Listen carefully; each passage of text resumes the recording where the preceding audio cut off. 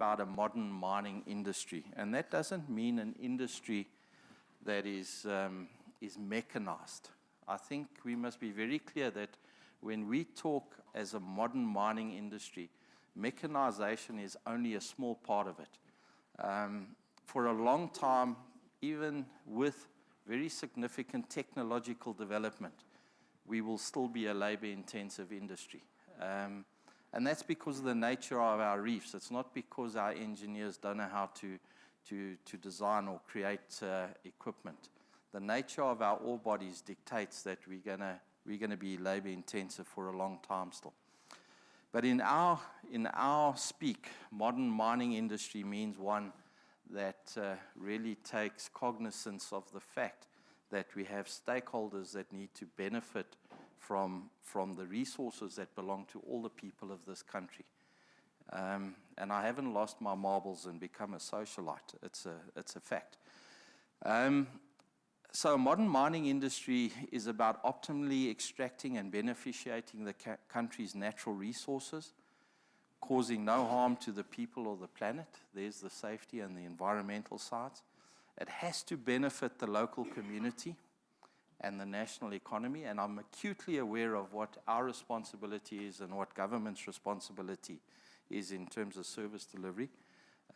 But I do think as a mining industry, we need to do more. We've got to procure as much as we can locally. Is a preferred employer of well-skilled people, creates appropriate risk-adjusted returns for investors. So I'm not saying that we should stop paying dividends. I'm actually saying that if we don't pay dividends, we're not even on the field to play the game. And of course, through proper regulation, taxation, and incentives are consistent, transparent, and recognize mining as a long-term driver of economic growth. So we do need a clear regulatory regime. We do need a fair tax structure. We don't need to be overtaxed. That's also not going to work. So we'll cover all of that as I go through what I think all stakeholders need to do going forward. What are we doing about the industry itself? Because it is an industry that plays a very significant role in the South African economy.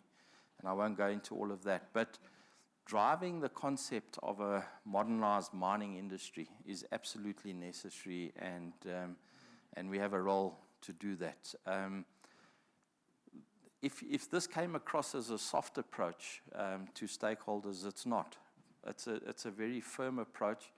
No is also an answer. You can't always say yes. So ridiculous demands from organized labor, the answer is no. You know, we may as well shut the operations now. Unfair demands from communities, the answer is also no.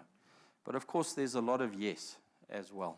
And it's about finding the opportunities to get those concepts through.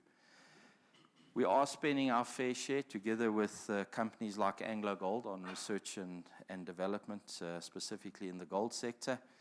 And we were very significant contributors to the Phakisa process, which I don't believe you've really visibly seen some of the benefits of that yet.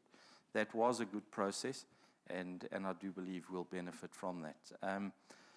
And then, of course, my recent role on the Chamber of Mines has allowed us, as we said at the Johannesburg Indaba, to table a concept about how we move this industry forward. Because I'm sure that everything I've said to you tonight is just common sense. You don't have to be a rocket scientist to understand what you need to do in a business. But why don't the stakeholders get it?